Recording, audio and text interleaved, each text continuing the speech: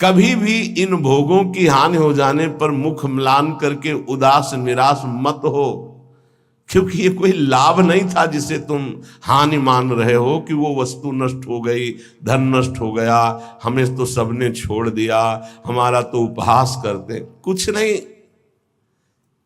ये लाभ ही नहीं था। यदि नाम जप कर रहे हो तो भगवान तुम्हारे हैं, तो तुम्हें शोक कैसे आ सकता है? ना, यहां मना कर रहे, हृदय मुख म्लानि निकृद्धा निबुद्धि, अय बुद्धिहीन, किसी भी हानि में तो उदास मत हो। ये कोई हानि है? तो बोले हानि फिर किसे कहते हैं? बोले हानि हरिवंश के नाम अंतर परे। अगर आप राधा राधा जप रहे हो, कृष्ण कृष्ण जप रहे हो, श्री हरिवंश राधा वल्लभ श्री हरिवंश, कोई भी हानि हो गई, उदास होने की जरूरत नहीं है। मेरे स्वामी ने एक सेकंड में पलक झपकते अनंत ब्रह्मांड रच दिए। वो जब जैसा चाहेंगे कर देंगे, जोई जोई प्यारो करे सोई मोई भावे। मुझे निराश या मुख म्लान करने की जरूरत नहीं। देह स्त्री वित्र पुत्रादिशु नहीं, बहुत पवित्र बात करे। देह तुम्हारी और स्त्री और पुत्र और वित्त अर्थात धन पुत्र स्त्री शरीर ये तुम्हारा न, ये नहीं है तुम्हारा, नहीं। कैसे नहीं है? तो सब फाइनल में आओ, ये शरीर जाएगा तुम्हारे साथ? नहीं। पत्नी नहीं, पुत्र नहीं, बैंक बैलेंस नहीं। तो कह रहे देह स्त्री वित्त पुत्र आदेश नहीं। इसलिए ममधीर मित्र बुद्धि, अपनी बुद्धि को बचाओ, इनसे ममता ना होने पावे, इनमें भगवत भाव करो। स्वशत्रुष पीड़ायाम समन्तात, कोई कितनी भी पीड़ा दे उससे दुश्मनी ना होने पावे। क्यों? क्योंकि मुझे भगवत प्राप्ति करनी है ना। और भगवत प्राप्ति उसी को होती विश्व में जिसका एक भी दुश्मन नहीं होता। ध्यान दो, ये जन्म बहुत दुर्लभ है। कितना एक एक बात को एकदम अलग अलग करके बता रहे हैं। तुम्हारे पास धन है, स्त्री है, पुत्र है, मकान है, बड़े मित्र हैं, फाइनल में तुम्हारे पास कुछ नहीं है। राधा राधा नाम जप करो, है, अब तुम्हारे पास है, नाम जप है। साधु संग, हाँ ये तुम्हारे पास है। वाणी गायन, हाँ ये ठीक है। दूसरों की परोपकार भरी सेवा, हाँ है तुम्हारे पास संपत्ति है, ये जाएगी आपके साथ। मम धी माने बुद्धि, मम माने मेरा। इनको कभी मेरे भाव से स्वीकार मत करो कि मेरी पत्नी, मेरा पुत्र, मेरा धन, मेरा मकान। तुम्हारा शरीर भी तुम्हारा नहीं है, ये छूट जाएंगे यही। तो क्या भाव करें इनसे? भगवत भाव। इनमें जो पावर है वो सब में भगवान बैठे हैं, ऐसा भाव करोगे तो ये भाव तुम्हारा उद्धार कर देगा, संसार में फंसने नहीं देगा। और स्वशत्रुष पीड़ायाम समन्तात, शत्रु भाव रखकर कोई हमसे कितनी भी हमें पीड़ा दे, हमको उससे शत्रु भाव नहीं होने देना, क्योंकि मुझे भगवत प्राप्ति करनी है। अगर एक से भी शत्रु भाव हो गया तो भगवत प्राप्ति में बाधा पड़ जाएगी, ये पक्की बात समझो। अगर कोई तुमसे दुश्मनी करता है, यद्यपि बहुत कठिन है कि वो सामने से कटु वचन बोले, हम हाथ जोड़ के निकलना पड़ेगा, क्योंकि तुम्हें महान पद में जाना है, तो हाथ जोड़ना पड़ेगा तुम्हें। फिर और बड़े बड़े पद, और ये तो परम पद है, इसमें पूरे विश्व का वोट चाहिए। हरिवंश नाम लीन जे अजात शत्रुते सदा, प्रपंच दंभ आदि दे तहां कछु न पेखे। सेवक जी महाराज कह रहे हैं, अगर भगवत प्राप्ति करनी है तो पूरे विश्व में कोई भी एक शत्रु नहीं, शत्रु पैदा ही नहीं हुआ। अजात शत्रु भक्त होता है, उसका शत्रु ही नहीं, तो क्या उसकी दुश्मनी या कोई उससे द्वेष नहीं करता, कोई उसको गाली नहीं देता, कोई अपमान नहीं करता? नहीं होता, रोज होता है।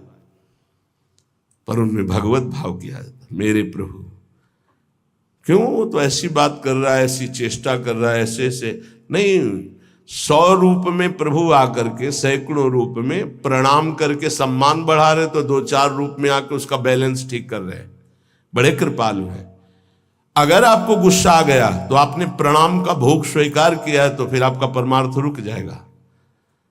क्या बात है, कितना सुंदर भजन है, कितना इनका यश है, कितनी कीर्ति। एक तो ये हुआ, और दूसरा ये हुआ गाली गलौज अपमान, ऐसी मुद्राएं जो क्रोध भरी, जो द्वेष भरी, तो ये ना जाए कि गाली गलौज करने लगे, लड़ने लगे, आपका परमार्थ रुक जाएगा। वो चाहते ही हैं माया के पार्षद कि आप थोड़ा बोलिए, आप थोड़ा लड़िए उनसे। नहीं लड़ना, क्या करना है, और हाथ जोड़ के सर झुका के निकलना है। कल कुछ प्रेमी जन आए हुए थे संत विष्णु, तो उन्होंने कहा कि यदि हमारे गुरु को कोई निंदा करता है तो फिर हम उसके साथ क्या व्यवहार करें। आप कहते सब में भगवत भाव करो, क्या उसमें भी भगवत भाव करें? तो देखो, ईमानदारी से देखो तो क्या उसमें भगवान नहीं है क्या? आप ना तो नहीं कर सकते ना। जब सर्वम खलमिदम ब्रह्म, जब वासुदेवा सर्वम, तो उसमें भी तो है। हमको क्या करना है, पहले उसमें भगवत भाव करना, अपने को सोचना है कि मेरी गुरु निष्ठा की यहाँ परीक्षा ली जा रही, मेरे गुरुदेव की अवहेलना और निंदात्मक वचन बोल करके भगवान मेरी गुरु निष्ठा की परीक्षा ले रहे हैं। जैसे पार्वती जी के पास सप्तऋषियों को भेजा था, ऐसे मेरे पास इस निंदक को भेजा है। तो निंदक को प्रणाम किया और दूरी बना लिया और अंदर से प्रसन्न रहे कि हे गुरुदेव, आपकी निष्ठा में कोई फर्क नहीं पड़ेगा, आप परीक्षा लेके देख लो। वो गुरुदेव का भेजा हुआ परीक्षक है हमारा, वो गुरुदेव का निंदक नहीं है। जैसे सप्तऋषियों को महादेव जी ने भेजा पार्वती जी के पास, अरे मुंडों की माला धारण करते, चिता की भस्म लगाते हो, इसके लिए तुम तपस्या कर रहे हो, ना उनके घर है ना द्वार है, बरगद के पेड़ के नीचे रहते हैं, अरे उदासीन रहते हैं, ऐसे दूल्हे की क्या जो दूल्हा दिलाए हम वैकुंठनाथ, जहाँ बड़े बड़े पार्षद भगवान की सेवा में लगे हुए लक्ष्मी जी चरण चाप रही। पार्वती जी को गुस्सा आया था क्या? नहीं, उन्होंने कहा कि आप बढ़िया उपदेश कर रहे हैं, माना कि महादेव अवगुण भवन, माना आपकी बात, विष्णु सकल गुण खान, ये भी माना, लेकिन जाकर मन जैसन रमे ते ही सन, हमने तो वर्ण कर लिया है भगवान शिव को, कोटि जन्म लगर हमारी बरों शंभुनता रहो को। क्या निष्ठा माता जी ने प्रकट की। मैंने तो वर्ण, आप जो कह रहे हो ठीक है, ऐसे ही होना चाहिए गुरु निष्ठा कि आप जो कह रहे हो आपकी बुद्धि, मेरे तो परब्रह्म है अंदर, उससे बोलना नहीं, अंदर मेरे तो परब्रह्म परमात्मा है। फिर हम ना उसकी बात सुनते हैं, ना उसकी तरफ देखते हैं, ना उससे द्वेष करते हैं। स्वशत्रुष पीड़ायाम समन्तात सुखमती रमितानंद वृंदावनेस्तु, मैं सर्वदा सुख मगन रहूंगा, किसी से द्वेष नहीं करूंगा, किसी से अपनापन नहीं करूंगा, और वृंदावन का आश्रय लेकर प्रिया प्रीतम के प्रेम में मगन रहूंगा। जिसे प्रेम प्राप्ति करनी है, जो श्रीपाद प्रबोधानंद जी कह रहे हैं, एक बहुत बड़े महापुरुष कह रहे हैं कि नंबर 1, ये इस बात सहने के लिए निरंतर नाम जप चाहिए। जो अभी तक आपने सुना, मोक्ष कड़ुआ लगने लगे, समस्त इंद्रियों भोग नरक के समान लगने लगे, समस्त भोगों में विष दिखाई देने लगे कि ये तो पूरे तीनों शरीरों को नष्ट करने वाला है, गंदा करने वाला है, और हृदय से हमारे कि इंद्रियों का जो विलास है ये तो नरक तुल्य है, लेकिन सिद्धियां भी ये माया का जाल है। नहीं चाहिए मुझे कोई सिद्धि, मुझे भगवत प्रेम चाहिए। भगवत प्रेम प्राप्त करने के लिए समस्त संसार की स्त्री शरीरों में जगदम्बा बुद्धि होना अनिवार्य है, और समस्त स्थिर और चेतन जड़ चेतन में भगवत बुद्धि होना अनिवार्य है। अपना शरीर, अपनी पत्नी, अपना पुत्र, अपना धन, अपना मकान, ये अपना नहीं है, अंतिम में छूट जाएगा, ये वैराग्य बुद्धि होना अनिवार्य है। फिर भगवत भाव का प्रादुर्भाव तभी होता है जब पूरे संसार में किसी से भी हमारी दुश्मनी ना हो। अब ये सब कैसे होगा? तो बोले नंबर 1, निरंतर जो नाम जप करता हुआ मालिक से प्रार्थना करता रहता है। मालिक कौन? अपने इष्ट से, कि हे प्रभु मुझे ऐसी सामर्थ्य दो कि कोई भी विषय मुझे परास्त न कर पावे, और पूरे संसार में मेरा किसी से भी द्वेष न हो। अद्वेष्टा सर्वभूतानाम, गीता जी भी कह रही, अद्वेष्टा सर्वभूतानाम, किसी भी भूत प्राणी के प्रति हमारा द्वेष दोष भाव ना हो। पहला, निरंतर नाम जप और प्रभु से प्रार्थना, इसमें लिखा है मालिक से प्रार्थना, अपने स्वामी श्री हरि से, इष्ट से प्रार्थना कि मुझे ऐसी सामर्थ, प्रार्थना में बहुत सामर्थ है। अरे बहुत सावधानी की जरूरत है। किसी के प्रति जरा सा भी दोष चिंतन, जो भजन जिनका एक तार चलता है, बड़ी बाधा खड़ी हो जाती है। श्री रूप गोस्वामी जी लीला चिंतन कर रहे हैं, उसमें दिखाई दिया कि प्रियाजू पुष्प चयन कर, ये पुष्प तो लालजू गोदी में उठा लिए, प्रियाजू ऐसे पुष्प का गुच्छा ले रही, एक हाथ से डाल पकड़े हुए। लालजू ने देखा कि सुरक्षित डाल पकड़े प्रियाजू नजदीक की छोटी कुंज में, तो छोड़ दिया, तो प्रियाजू ऐसे और लालजू आनंदित हो रहे हैं। तो पूज्य श्री रूप गोस्वामी को भी हंसी आ गई कि लालजू को ऐसा विनोद सूझा। इस समय अत्यंत सुकुमार प्रियाजू डरप रही हैं। फिर लालजू ने अपनी गोद में ले लिया, फिर उनका शमन हुआ। जिस समय वो हंस रहे थे उस समय एक संत जा रहे थे जो लंगड़ा के चलते थे, ऐसे ऐसे, और वो ऐसे अर्ध निमीलित नेत्रों में ऐसे हंस रहे थे। उनको दृष्टि गई कि अरे भगवान ने मुझे लंगड़ा बनाया है तो हंस रहे हैं, हम तो समझ रहे थे बहुत बड़े महापुरुष हैं और ये हमारी हंसी कर रहे हैं, ऐसा कैसे हो सकता है। हाँ ना, हमारा प्रारब्ध भोग है ना, हमारा पैर ऐसा है इसलिए हंसी का पात्र में। बड़े अंदर से दुखी हो गए, चले गए, लीला बंद हो गई उनकी। अब आप बताओ, उन्होंने सोचा नहीं, देखा नहीं, वो तो प्रिया प्रीतम को देख रहे थे। बड़े विकल हुए जब लीला बंद हो गई, तो फिर पूज्य श्री सनातन गोस्वामी से चर्चा की, क्योंकि दोनों महापुरुष की हमारी लीला बंद हो गई, तो उनका एक ही उपाय, वैष्णव अपराध बन गया।